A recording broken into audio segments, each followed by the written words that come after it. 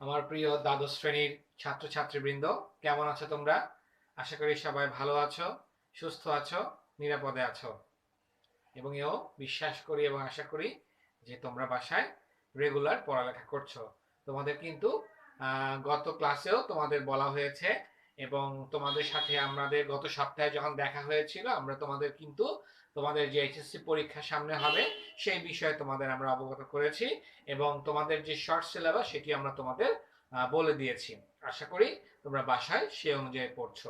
আজকে তোমাদের সাথে আমার 33তম ক্লাস। 33তম ক্লাসে এসে তোমাদের সাথে আজকে একটি নতুন অধ্যায় নিয়ে তোমাদের সামনে হাজির হয়েছি। মনে করতে পারো যে বা আমরা বলতে পারি যে আমাদের যে সিলেবাস শর্ট সিলেবাস দিয়েছে শিক্ষা মন্ত্রণালয় থেকে বা মাধ্যমিক উচ্চ মাধ্যমিক শিক্ষা অধিদপ্তর থেকে, সেই সিলেবাস অনুযায়ী আমাদের এই অধ্যায়টি মূলত শেষ অধ্যায় দ্বিতীয় পত্রের। ঠিক আছে?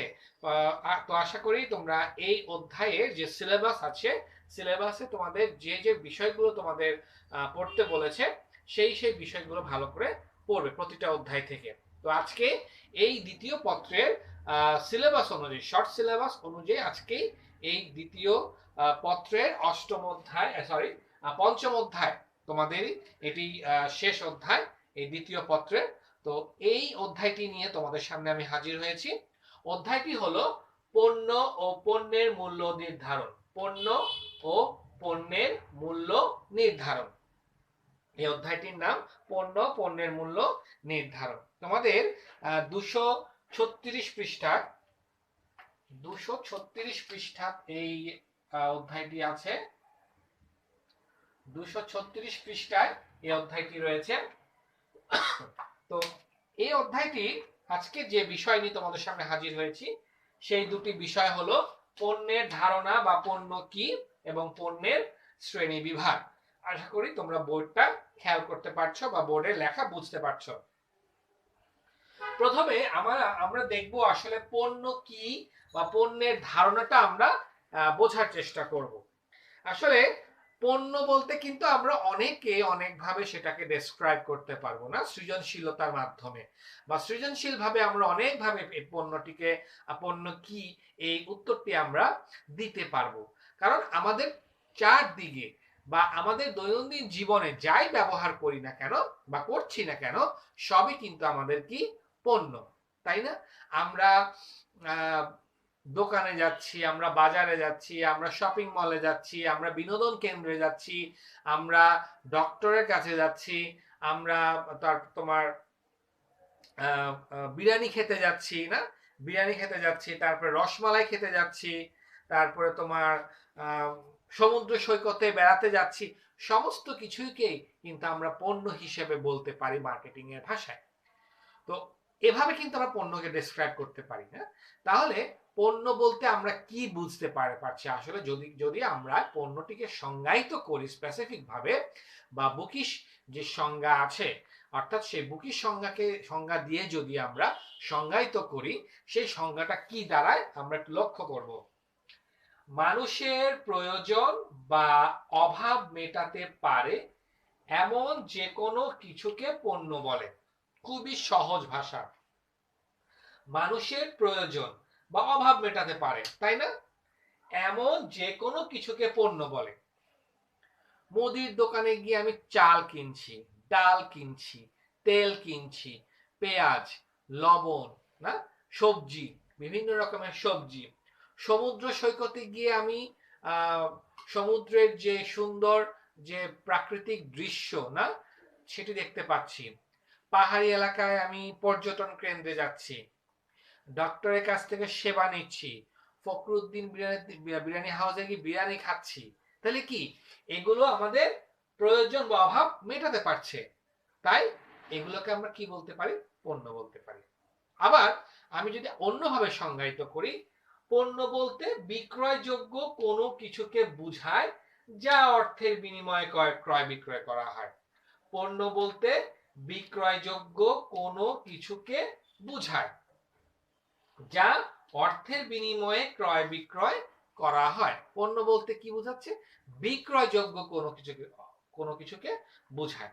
অর্থাৎ পণ্য এমন একটি বিষয় বা পণ্য এমন একটি বস্তু যেটাকে কি করা হচ্ছে, বিক্রয় করা হচ্ছে, সেল করা হচ্ছে, তাই না? এবং বিক্রয়যোগ্য, অর্থাৎ এটি একটি বিক্রয়যোগ্য জিনিস, এটাকে সেল করতে হবে কোনো কিছুকে, যে অর্থের বিনিময়ে, এবং বিক্রয় করছে কিসের বিনিময়ে? অর্থের বিনিময়ে তোমার ট্রানজ্যাকশন হচ্ছে, ক্রয় বিক্রয়, ক্রয় বিক্রয়, এটাকে আমরা পণ্য বলছি। তো এই হলো মূলত পণ্য কি বা পণ্যের ধারণা যদি আমরা বুঝতে বলি, এটি মোট সংজ্ঞা। এখন আমরা যাব হলো পণ্যের শ্রেণী বিভাগ। সবকিছুরই কিন্তু প্রকারভেদ রয়েছে বা শ্রেণী বিভাগ রয়েছে, ঠিক তেমনি পণ্যেরও শ্রেণী বিভাগ রয়েছে। পণ্যের শ্রেণী বিভাগ কয়টি আমরা দেখতে পাচ্ছি বইয়ে? দুটি, একটি ভোগ্য পণ্য আর একটি শিল্প পণ্য।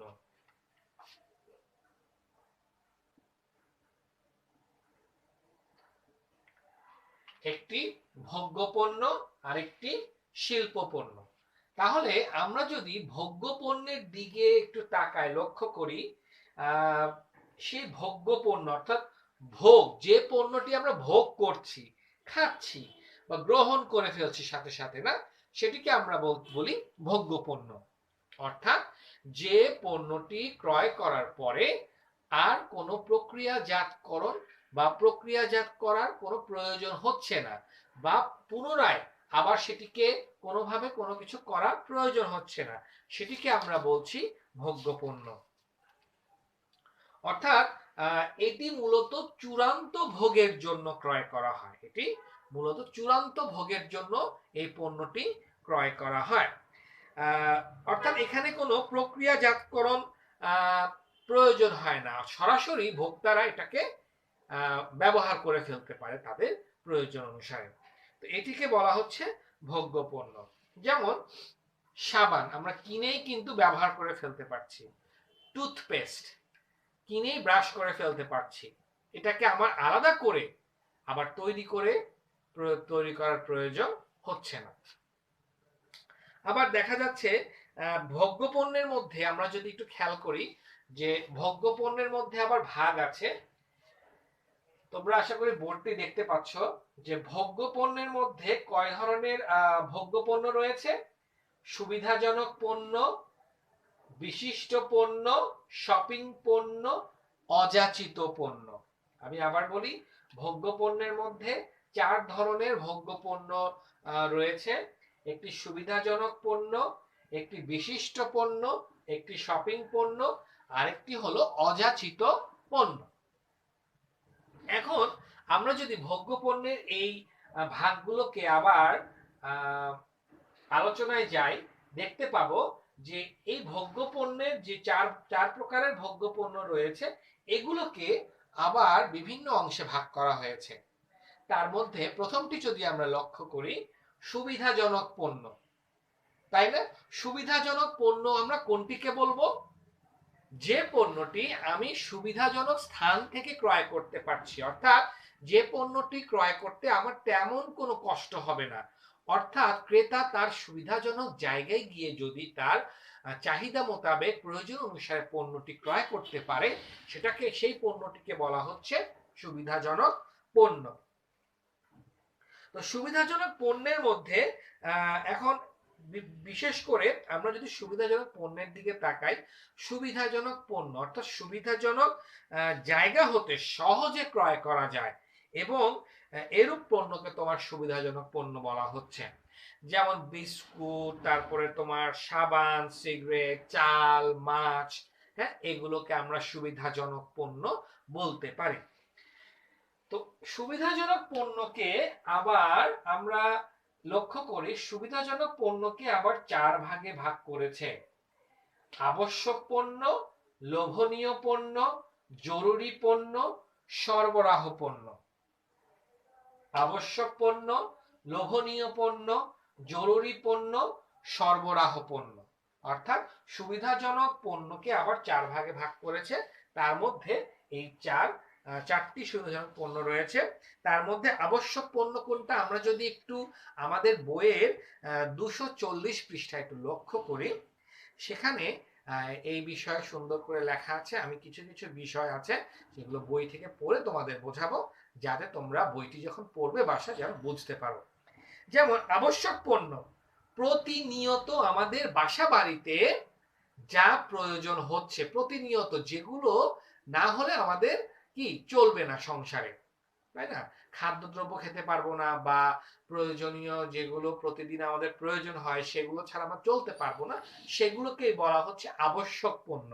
যেমন চাল, ডাল, কাগজ, কলম, মাছ, মাংস, তেল, শাক, সবজি, হ্যাঁ, এগুলো হচ্ছে আবশ্যক পণ্য, সুবিধাজনক পণ্যের মধ্যে আবশ্যক পণ্য। এরপর হচ্ছে লোভনীয় পণ্য, যেটি দেখলে আমাদের কি হয়, লোভ হয়, যেটি দেখলে আমাদের কি হয়, লোভ হয়। অর্থাৎ যে পণ্য দোকানে দেখে ক্রেতারা ক্রয়ের প্রয়োজন অনুভব করে তাকে লোভনীয় পণ্য বলে। যেমন যারা বই পড়তে খুব পছন্দ করে, যেমন বই পড়া পাগল, না, মানে বই ছাড়া তারা চিন্তাই করতে পারে না, তাদের জন্য সেই বইটি তাদের জন্য কিন্তু লোভনীয় পণ্য। তারপরে বাচ্চাদের খেলনা, এটি তাদের কাছে লোভনীয় পণ্য। তারপরে যারা মিষ্টি জাতীয় খাবার পছন্দ করে, বিশেষ করে রসগোল্লা, চমচম, না, এগুলো তাদের কাছে লোভনীয় পণ্য। যারা খুব চা খেতে পছন্দ বা চা পান করতে পছন্দ করে, চা হচ্ছে তাদের কাছে লোভনীয় পণ্য। এছাড়া আরো যেরকম মজার মজার চিপস, ফাস্ট ফুড খাবার যারা বেশি পছন্দ করে, সেটি তাদের কাছে লোভনীয় পণ্য। তারপর চিপস, বিভিন্ন ধরনের, বিভিন্ন ব্র্যান্ডের, দেশি বিদেশি অনেক রকম মজার চিপস রয়েছে, যেগুলো যারা পছন্দ করে চিপস বেশি, তাদের কাছে সেটি লোভনীয় পণ্য। এরপর হচ্ছে জরুরি পণ্য, অর্থাৎ যে পণ্যের চাহিদা হঠাৎ, যে পণ্যের চাহিদা হঠাৎ উদ্ভব হয়, বা যে পণ্যের চাহিদা হঠাৎ ক্রেতারা এর গুণাগুণ ও মূল্য বিবেচনা না করেই ক্রয় করে, যে পণ্যের চাহিদা হঠাৎ উদ্ভব হয় বা ক্রেতারা এর মূল্য বা চাহিদা গুণাগুণ কম্পেয়ার না করেই ক্রয় করে, সেগুলোকে বলা হচ্ছে জরুরি পণ্য। যেমন মেডিসিন, ঔষধ, তাই না? আমি কিন্তু আমার আসলে মাথা ব্যথা প্রচুর হচ্ছে, মাথা ব্যথা ভালো করার জন্য, জ্বর কমার জন্য আমাকে অবশ্যই এইচ প্লাস বা নাপা খেতেই হবে, এছাড়া আমার জ্বর কমবে না। তাহলে এখানে আমি কোন রকম মূল্যায়ন করছি না, কোন রকম এর গুণ বা এটার দাম আমি বিবেচনা করছি না, তাহলে এটি আমার কাছে কি পণ্য, জরুরি পণ্য। তারপরে যাদের গাড়ি আছে, না, যাদের বড় বড় গাড়ি আছে, অনেক দামি গাড়ি আছে, কোনো কারণে গাড়ির কোনো পার্টস বা যন্ত্রাংশ নষ্ট হয়ে গেল, তো সেক্ষেত্রে ইনস্ট্যান্ট তার কিন্তু কি, গাড়ির সেই যন্ত্রাংশ হচ্ছে তার জন্য জরুরি পণ্য। এরপরে হচ্ছে সরবরাহ পণ্য, অর্থাৎ এখানে যদি আমরা আমাদের বইয়ের সংজ্ঞার দিকে তাকাই, আসলে সরবরাহ পণ্য কোনগুলোকে বলছে, সরবরাহ পণ্য সেগুলোকে বলছে এ ধরনের পণ্য বিক্রেতারা ঘরে বসে, ঘরে ঘরে পৌঁছে দেয়, অর্থাৎ ক্রেতারা বাসা বাড়িতে বসে এই ধরনের পণ্য পেয়ে থাকে। যেমন দুধ, ডিম, শাক, সবজি। এখন আমাদের ঢাকা শহরে যদি আমরা একটু লক্ষ্য করি, যে বর্তমানে আমাদের দেশে ঢাকা শহরের অলি গলিতে অনেক মুরগি বিক্রেতা বা মোরগ বিক্রেতা, তারা কি করছে, হাতে হাতে নিয়ে তারা বিভিন্ন অলি গলিতে কি করছে, মুরগি বিক্রয় করছে, এবং সেগুলো বাসা বাড়ির সামনে এসে তারা সেরকম তাদের যে কথা বা চিৎকার করে তারা তাদের যে বিক্রয়, মুরগি বিক্রয় করার যে তাদের যে কৌশল, সেটি তারা প্রয়োগ করছে। হ্যাঁ, এই ক্ষেত্রে তারা কি কি হচ্ছে, ক্রেতারা আকৃষ্ট হচ্ছে, ক্রেতারা ক্রেতাদের ঘরে মুরগি বিক্রেতারা এসে ক্রেতাদের কাছে সরাসরি মুরগি দিয়ে যাচ্ছে। এছাড়া বিভিন্ন রকম শাকসবজি, ডিম, দুধ, এগুলোও কিন্তু কি সরবরাহ পণ্য হিসেবে বিবেচিত। এরপরে এটি গেল আমাদের ভোগ্য পণ্যের সুবিধাজনক পণ্য, অর্থাৎ সুবিধাজনক পণ্যের এই চারটি সুবিধাজনক পণ্য। এরপর আমরা যদি বিশিষ্ট পণ্যের দিকে তাকাই,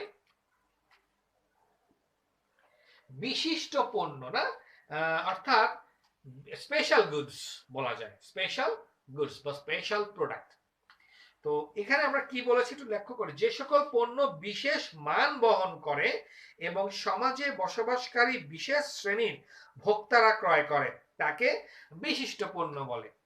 কি বলেছে, যে যে সকল পণ্য বিশেষ মান বহন করে এবং সমাজে বসবাসকারী বিভিন্ন শ্রেণীর ভোক্তারা ক্রয় করে তাকে বিশিষ্ট পণ্য বলে। যারা নিজেদেরকে অন্যদের থেকে আলাদা কিছু ভাবতে ভালোবাসে তারাই এ ধরনের বিশিষ্ট পণ্যের ভোক্তা।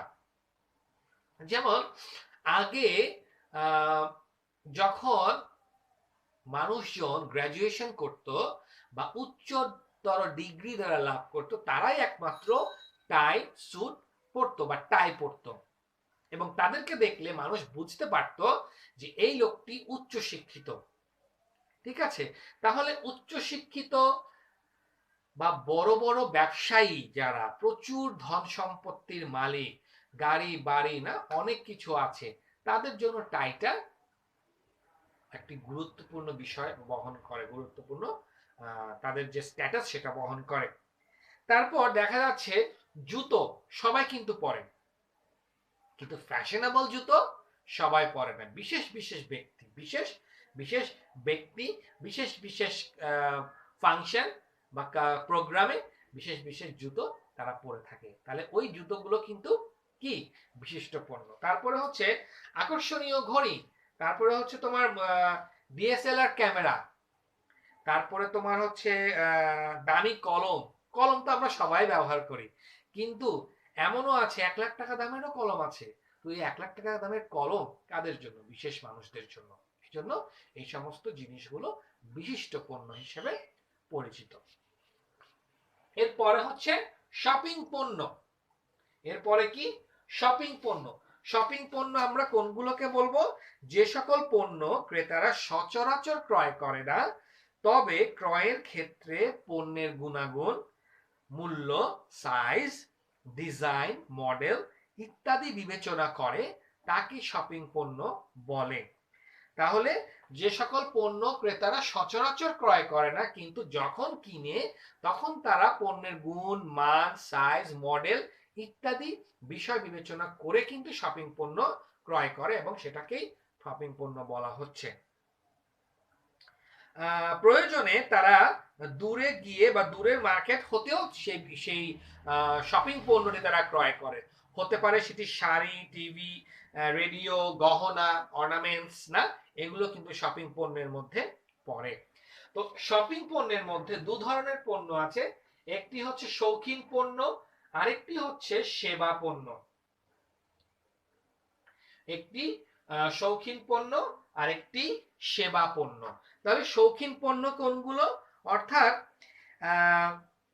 সময় পরিবর্তনের সাথে সাথে ভোক্তাদের ফ্যাশনের পরিবর্তন হয় এবং সেই সাথে তাদের রুচি ও পছন্দের পার্থক্য ঘটে। তারপরে বলেছে যে পরিবর্তিত ফ্যাশন, রুচি ও চাহিদার সাথে সামঞ্জস্য বিধানের জন্য ভোক্তারা যে সকল পণ্য ক্রয় করে তাকেই শৌখিন পণ্য বলে। শৌখিন পণ্য কোনগুলোকে বলছে? যে ফ্যাশন পরিবর্তন হচ্ছে, বিভিন্ন রকম ফ্যাশন, মানুষের রুচি, মানুষের চাহিদা, এগুলো কি পরিবর্তন হচ্ছে। এই পরিবর্তিত ফ্যাশন, রুচি ও চাহিদা সাথে সামঞ্জস্য রেখে ভোক্তারা যে সকল পণ্য ক্রয় করে তাকেই বলা হচ্ছে শৌখিন পণ্য। যেমন বিশেষ করে বিলাসবহুল দ্রব্য, ঘড়ি তো সবার ঘরেই আছে, কিন্তু অনেকের আছে যে তোমার ফ্যাশন গুডস হিসেবে তারা বিভিন্ন রকম পণ্য অথবা শৌখিন পণ্য হিসেবে তারা একটি 10 লাখ টাকা দামের, 10,000 টাকা দামের ঘড়ি তারা বাসায় রাখতে চায়। তারপরে দেখা যাচ্ছে আসবাবপত্র, গহনা, গাড়ি, তারপরে বিভিন্ন রকম ব্র্যান্ডের অনেক দামি শার্ট, ঠিক আছে, এগুলোকে আমরা শৌখিন পণ্যের মধ্যে, বিলাসবহুল দ্রব্যের মধ্যে ফেলে শৌখিন পণ্য হিসেবে আমরা বলতে পারি। অর্থাৎ দামি আসবাবপত্র, দামি শাড়ি, দামি গাড়ি, দামি তোমার ঘড়ি, হ্যাঁ, এগুলোকে আমরা শৌখিন পণ্য হিসেবে বলতে পারি। এরপরে বলেছে সেবা পণ্য। যে সকল শপিং পণ্য মানুষ শখের বশে নয় বরং প্রয়োজনীয় সেবা লাভের উদ্দেশ্যে ক্রয় করে তাকে সেবা পণ্য বলে। ঠিক আছে, যেমন এ ধরনের পণ্যগুলো কোনগুলো? এ ধরনের পণ্যগুলো হচ্ছে টিভি, ফ্রিজ, এয়ার কুলার, তারপরে হচ্ছে ওয়াশিং মেশিন ইত্যাদি। এগুলোকে আমরা সেবা পণ্য হিসেবে বলতে পারি। এ ধরনের পণ্য সাধারণত একটু বেশি দামি হয়ে থাকে। এই গেল 3 নম্বর ভোগ্য পণ্যের মধ্যে 3 নম্বর পণ্য। তারপরে হচ্ছে অযাচিত পণ্য। অর্থাৎ অযাচিত পণ্য আমরা কোনগুলোকে বলবো?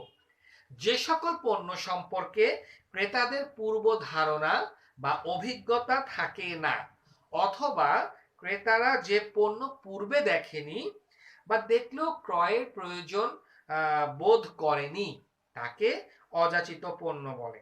যেমন এনসাইক্লোপিডিয়া অথবা বিশ্বকোষ বা জ্ঞানকোষ, না হতে পারে সেটি জীবন বীমা পলিসি, হতে পারে অগ্নি নির্বাপক যন্ত্র ফায়ার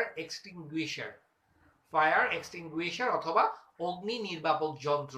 এগুলো কিন্তু অযাচিত পণ্য হিসেবে বলা হয়। কেন বলা হয়? কারণ আমরা সংজ্ঞায় দেখেছি যে সকল পণ্য সম্পর্কে ক্রেতার কি বলে পূর্ব ধারণা আছে বাট প্রয়োজন মনে করেনি, বাট বাজারে আসলেও কোনো খোঁজ পায়নি, এরকম পণ্যগুলোকে বলা হচ্ছে অযাচিত পণ্য। এই অযাচিত পণ্যকেও দুই ভাগে ভাগ করা হয়। একটি হচ্ছে নতুন অযাচিত, আরেকটি হচ্ছে নিয়মিত অযাচিত। নতুন অযাচিত, নিয়মিত অযাচিত। নতুন অযাচিত বলতে বোঝাচ্ছে সৌরশক্তি চালিত গাড়ি, অর্থাৎ আমরা যে সোলার প্যানেল লাগাই না বিল্ডিং এর উপরে, যে কারেন্ট চলে গেলে সৌরশক্তির মাধ্যমে, সৌর বিদ্যুৎ বলি না, সৌর বিদ্যুতের মাধ্যমে কি হয় আমাদের ইলেকট্রিসিটি আমরা চালাতে পারি। তো বিদ্যুৎ চালিত গাড়ি, মাইক্রোওয়েভ ওভেন, হ্যাঁ, এগুলোকে আমরা নতুন অযাচিত বলতে পারি। কেন? কারণ এই সমস্ত পণ্য বাজারে নতুন এসেছে, কিন্তু ক্রেতারা উক্ত পণ্য সম্পর্কে তেমন ধারণা লাভ করেনি, এই জন্য এগুলোকে বলা হয় নতুন অযাচিত পণ্য। আর নিয়মিত অযাচিত পণ্য কোনগুলোকে বলবো? যে বাজারে অনেকদিন ধরে আছে কিন্তু ক্রেতারা সেটাকে গুরুত্ব দেয়নি বা প্রয়োজন মনে করেনি, সেটাকে বলা হচ্ছে নিয়মিত অযাচিত পণ্য। যেমন ফায়ার এক্সটিংগুইশার, অগ্নি নির্বাপক যন্ত্র, হতে পারে তোমার জীবন বীমা পলিসি, না, তারপরে তোমার কবরের যে সমাধিস্থলে যে পাথরের যে বিভিন্ন রকম লেখা লাগায় না, লেখা দেয়, সেটাও কিন্তু এগুলো তোমার নিয়মিত অযাচিত পণ্য হিসেবে বলা হয়। তো এই হলো মূলত পণ্যের মধ্যে ভোগ্য পণ্যের যে ভাগগুলো, তার মধ্যে যে আরো যে ভাগ রয়েছে সেগুলোর আলোচনা। এরপর আমরা যাব শিল্প পণ্য। শিল্প পণ্য হচ্ছে কয় প্রকার দেখতে পাচ্ছি আমরা? 3 প্রকার: কাঁচামাল ও যন্ত্রাংশ, মূলধন, উপকরণ ও সেবা। শিল্প পণ্য 3 ধরনের: কাঁচামাল ও যন্ত্রাংশ, মূলধন জাতীয় পণ্য, উপকরণ ও সেবা। তো এই কাঁচামাল ও যন্ত্রাংশ হচ্ছে শিল্প পণ্য। অর্থাৎ আমরা যদি কাঁচামাল ও যন্ত্রাংশের দিকে একটু তাকাই, শিল্প ক্ষেত্রে কাঁচামাল, তার আগে একটু বলি শিল্প পণ্য কোনগুলো? যে পণ্যগুলো শিল্পে উৎপাদিত পণ্যের জন্য ব্যবহার করা হয়। অর্থাৎ এখানে আমরা শিল্পে উৎপাদিত যে পণ্য, সে পণ্যের কাঁচামাল, যে সেটাও কিন্তু একটা পণ্য, কাঁচামাল, সেটাকে বলা হচ্ছে শিল্প পণ্য। অর্থাৎ তোমার যে সকল পণ্য চূড়ান্ত ভোগের জন্য না, ভোগ্য পণ্য কি চূড়ান্ত ভোগের জন্য, কিন্তু যে সকল পণ্য চূড়ান্ত ভোগের জন্য ব্যবহৃত না হয়ে বরং তোমার ক্রেতার পণ্য উৎপাদনের জন্য ব্যবহৃত হয়, তাকে বলা হচ্ছে শিল্প পণ্য। আমি আবার বলি, তোমরা তোমাদের বইয়ের দিকে একটু খেয়াল করো, যে সকল পণ্য কি চূড়ান্ত ভোগের জন্য নয় বরং ক্রেতার উৎপাদিত পণ্যের জন্য ব্যবহৃত হয়, সেগুলোকে বলা হচ্ছে শিল্প পণ্য। এই শিল্প পণ্যের মধ্যে রয়েছে কাঁচামাল ও যন্ত্রাংশ। কাঁচামাল ও যন্ত্রাংশ কোনটা? শিল্প ক্ষেত্রে কাঁচামাল ও যন্ত্রাংশ অপরিহার্য, এগুলো ছাড়া পণ্য উৎপাদন সম্ভব নয়। কাঁচামাল প্রকৃতি থেকে পাওয়া যায় বা কৃষি ক্ষেত্রে উৎপন্ন হয়। তো এখানে যে সকল পণ্য রূপান্তর বা প্রক্রিয়াজাতকরণের মাধ্যমে ভোগের কাজে বা পরবর্তী উৎপাদনের কাজে ব্যবহৃত হয় সেগুলোকে কাঁচামাল বলে। আমরা র ম্যাটেরিয়ালস কি বা কাঁচামাল কি আমরা জানি। এই স্কেলটি তৈরি করতে আমার কি কাঁচামাল প্রয়োজন হয়েছে? কাঠ, তাই না? তাহলে এই তোমার কলমটি তৈরি করতে কাঁচামাল হিসেবে ব্যবহৃত হয়েছে কলমের কালিটা, আরো বিভিন্ন রকম প্লাস্টিক, তাই না? তাহলে ওগুলো হচ্ছে কাঁচামাল। তারপর পাট, পাট থেকে পাটের ব্যাগ, পাটের ব্যাগটা তৈরি করতে পাট প্রয়োজন হয়েছে। তারপরে তোমার সুতো, সুতো তৈরি করার জন্য তুলোর প্রয়োজন হয়েছে। এগুলো হচ্ছে কাঁচামাল, শিল্প পণ্য। এর পরে বলেছে কাঁচামাল ও যন্ত্রাংশের পরে বলেছে কাঁচামাল যন্ত্রাংশ। কাঁচামাল আমরা দেখলাম। এরপর হচ্ছে আধা প্রস্তুত পণ্য। আধা প্রস্তুত পণ্য অর্থাৎ পণ্যটি পুরোপুরি প্রস্তুত না, অর্ধেক। এটাই বুঝাচ্ছে না? হ্যাঁ, এটাই বুঝাচ্ছে। তাহলে এখানে কি বলছে? বলেছে কাঁচামাল শিল্প প্রক্রিয়াজাত করার পর তা ভোগের কাজে না এসে পুনরায় প্রক্রিয়াজাতকরণের জন্য অন্য শিল্পে ব্যবহৃত হলে তাকে আধা প্রস্তুত পণ্য নামে আখ্যায়িত করা হয়। কি বলেছে? বলেছে কাঁচামাল শিল্প প্রক্রিয়াজাত করার পর তা ভোগের কাজে না এসে, আমরা যেটা জানি যে কাঁচামাল থেকে যখন একটা পণ্য উৎপাদন হয় সেটা তখন কি হয়? কাস্টমার বা ক্রেতারা ভোগ করে ফেলে। কিন্তু আধা প্রস্তুত পণ্যের ক্ষেত্রে বিষয়টি আবার অন্যরকম। সেটি কি?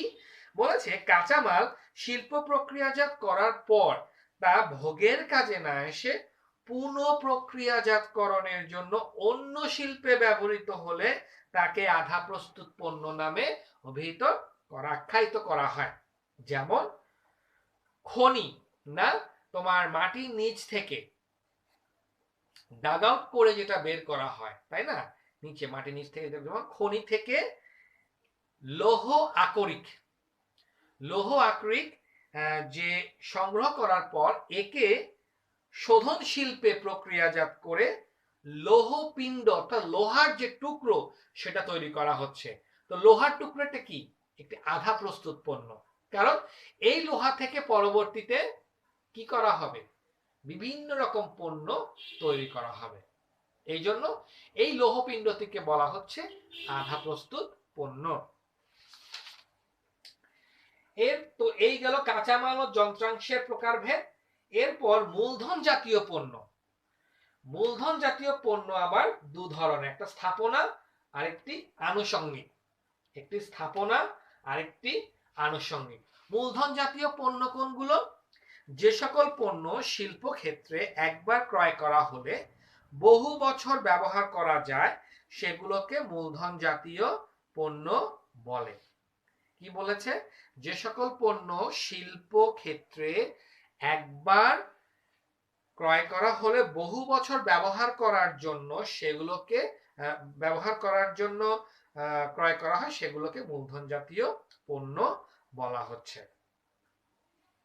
এই মূলধন জাতীয় পণ্যকে আবার দুই ভাগে ভাগ করা হচ্ছে, স্থাপনা এবং আনুষঙ্গিক। স্থাপনা এবং আনুষঙ্গিক যদি আমরা বলি, যেমন একটি কারখানা স্থাপন করতে হলে তোমাকে কিন্তু বড় বড় যন্ত্রাংশ ক্রয় করতে হয়, বিভিন্ন রকম স্থাপনা তোমার তৈরি করতে হয়। যেমন কারখানা, যন্ত্রাংশ, গুদাম ঘর, ডিজেল ইঞ্জিন, তারপরে বয়লার, ডাইনামা, হ্যাঁ, বিভিন্ন রকম বড় বড় ভারী যন্ত্রাংশ ক্রয় করতে হয়। তো এগুলো কি? এগুলো কিন্তু দীর্ঘমেয়াদী ব্যবহারের জন্য। এই জন্য এগুলোকে কি বলা হচ্ছে? মূলধন জাতীয় পণ্য। কারণ কি? এগুলো তোমার ক্যাপিটাল, এগুলো তোমার ক্যাপিটাল, দীর্ঘমেয়াদী মূলধন। এগুলো দিয়ে তোমাকে তোমার কারখানা চালাতে হবে। এই হলো স্থাপনা। তারপরে আনুষঙ্গিক। আনুষঙ্গিক মূলধন জাতীয় পণ্য কোনটা? যেমন উৎপাদন কাজ ও প্রতিষ্ঠান পরিচালনার জন্য ভারী যন্ত্রপাতির সহযোগী হিসেবে যে যন্ত্রপাতির প্রয়োজন হয়, অর্থাৎ উৎপাদন কাজ পরিচালনা করার জন্য এবং প্রতিষ্ঠান পরিচালনা করার জন্য ভারী যন্ত্রপাতি, যে ভারী যন্ত্রপাতিগুলো রয়েছে, যেমন তোমার ডিজেল ইঞ্জিন, এই যে ভারী যন্ত্রপাতিগুলো রয়েছে, বড় বড় মেশিন রয়েছে, এই ভারী যন্ত্রপাতির সহযোগী হিসেবে যে যন্ত্রপাতির প্রয়োজন হয় তাকেই বলা হচ্ছে আনুষঙ্গিক তোমার পণ্য। যেমন কি বলেছে যে cutting machine, welding machine, lathe machine, হ্যাঁ, তারপর আরো অনেক ধরনের তোমার এরকম সরঞ্জাম, অফিস সরঞ্জাম রয়েছে, যেমন তোমার প্রিন্টার বা ফটোকপি মেশিন, ঠিক আছে, বা তোমার ফটোকপি মেশিন বা প্রিন্টারের জন্য কি লাগে, কালি, এই কালিটা কিন্তু আনুষঙ্গিক পণ্য হিসেবে বলা হয়। তো এই গেল তোমার মূলধন জাতীয় পণ্যের প্রকারভেদ। এরপর সর্বশেষ হচ্ছে উপকরণ ও সেবা। উপকরণ ও সেবা, উপকরণ ও সেবা আবার দুই প্রকার, একটি হচ্ছে উপকরণ আর একটি হচ্ছে সেবা সমূহ। তাহলে উপকরণ ও সেবা সমূহ গুলো কি কি আমরা দেখছি, যে যে সকল পণ্য চূড়ান্ত পণ্যের অংশ নয়, যে সকল পণ্য চূড়ান্ত পণ্যের অংশ নয় বা উৎপাদন কাজে সরাসরি জড়িত নয়, যে সকল পণ্য চূড়ান্ত পণ্যের অংশ নয় বা উৎপাদন কাজে সরাসরি জড়িত নয়, কিন্তু কিন্তু উৎপাদন কাজকে সচল রাখার জন্য বিশেষ সহায়তা প্রদান করে, তাকেই বলা হচ্ছে উপকরণ ও সেবা সমূহ। যেমন কম্পিউটার প্রিন্টারের কালি, তারপরে লুব্রিকেন্ট অয়েল, মেরামত সেবা, কাগজ, কলম ইত্যাদি কিন্তু উপকরণ ও সেবা হিসেবে বলা হচ্ছে। এই উপকরণ ও সেবার মধ্যে উপকরণ কোনগুলো? উপকরণ হচ্ছে তোমার, যেটি একটু আগে বললাম, যে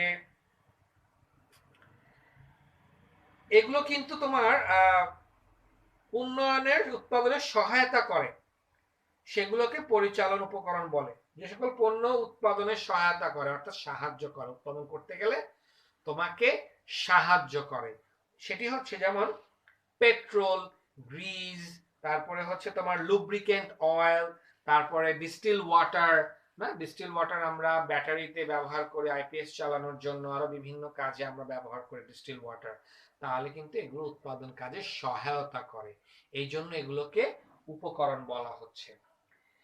এরপর সর্বশেষ হচ্ছে সেবা সমূহ।